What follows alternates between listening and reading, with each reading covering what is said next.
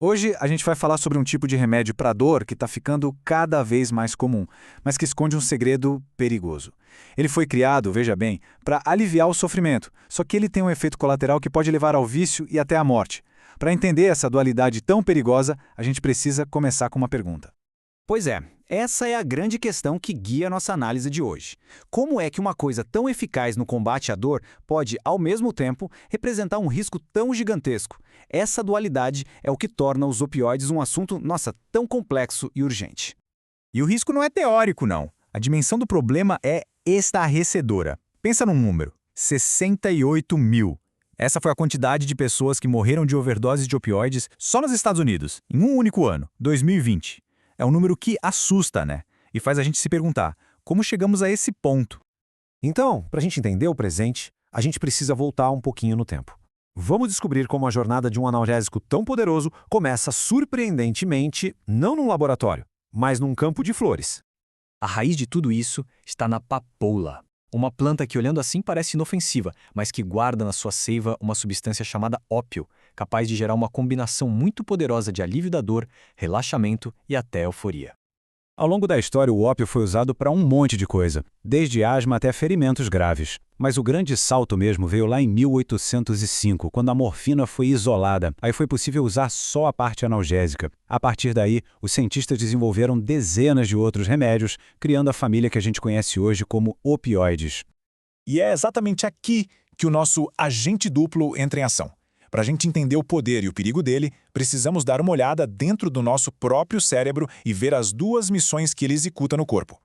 A primeira missão, que é a razão pela qual esses remédios foram criados, é combater a dor de uma forma muito, mas muito eficaz. Eles são a solução para aquelas dores intensas que analgésicos comuns, tipo um paracetamol, simplesmente não dão conta. O jeito que eles agem é fascinante. O nosso corpo já tem um sistema natural para controlar a dor. E os opioides funcionam porque a estrutura deles é tão parecida com essas moléculas de controle que eles se encaixam como uma chave na fechadura, sabe? Nos receptores dos neurônios. E o resultado? O sinal de dor simplesmente não consegue passar, é bloqueado. Mas ao mesmo tempo em que eles cumprem essa missão principal, os opioides executam uma segunda operação, meio que secreta. E é aqui que mora o perigo. Eles agem diretamente no cérebro, sequestrando nosso sistema de recompensa. O que acontece é que os opioides meio que desregulam o controle do prazer no cérebro. Isso causa uma verdadeira inundação de dopamina, o famoso neurotransmissor do prazer. A pessoa sente uma euforia intensa, uma onda de bem-estar assim, avassaladora, como se estivesse flutuando. E é essa sensação, que é artificialmente poderosa, que ensina o cérebro a querer mais e mais, plantando a semente da dependência. E isso leva a um caminho bem perigoso, que tem 3 estágios. Primeiro, vem a tolerância. A dose que a pessoa tomava no começo já não faz o mesmo efeito. Depois, a dependência física. O corpo se acostuma e, literalmente, pede pela droga para funcionar. E, por fim, o vício, que já é uma doença. O cérebro fica permanentemente alterado e a pessoa perde totalmente o controle sobre o uso. As consequências desse processo todo não são só teoria. Os Estados Unidos viveram e ainda vivem uma epidemia de verdade que serve como um baita alerta para o resto do mundo. O principal culpado por trás do aumento das mortes por overdose é um opioide sintético chamado fentanil. Só para se ter uma ideia, ele é até 100 vezes mais potente que a morfina. Ele foi criado para dores incapacitantes de câncer, mas acabou invadindo o mercado ilegal com consequências assim devastadoras. Em doses muito altas, o agente duplo revela o seu lado fatal.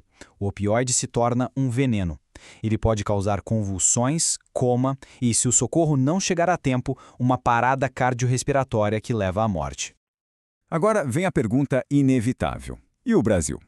Será que a gente corre o risco de seguir pelo mesmo caminho? Os dados mostram um sinal de alerta bem preocupante, viu? Olha só, os números contam uma história preocupante.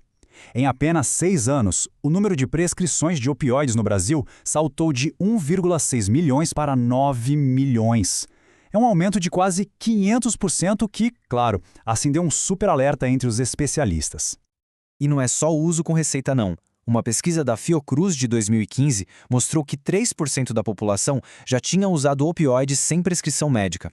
Naquela época, esse número era maior que o de usuários de crack ou de cocaína. O padrão é assustadoramente familiar. Primeiro, um aumento gigantesco nas vendas com receita, o que cria uma base de pessoas que se tornam dependentes.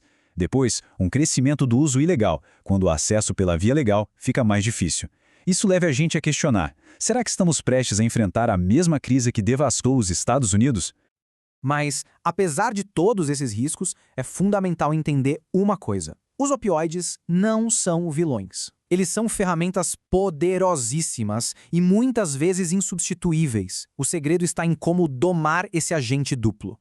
É crucial lembrar do outro lado da moeda. Para pacientes com dores muito intensas depois de cirurgias, dores crônicas ou que estão em cuidados paliativos, os opioides são essenciais para garantir uma qualidade de vida mínima. A questão nunca foi proibir, mas sim controlar. Felizmente, as regras para um uso seguro são claras e bem diretas. O mais importante é seguir à risca a recomendação médica, a dose correta, pelo tempo correto. E, claro, jamais, em hipótese alguma, tomar por conta própria ou compartilhar o medicamento com outra pessoa. O desafio, no fim das contas, é claro. A ciência nos deu um analgésico incrivelmente eficaz, mas também nos mostrou o abismo que é o vício. A experiência de outros países serve como um mapa do desastre. A gente tem o conhecimento. A pergunta que vai definir o nosso futuro é: estamos preparados para agir?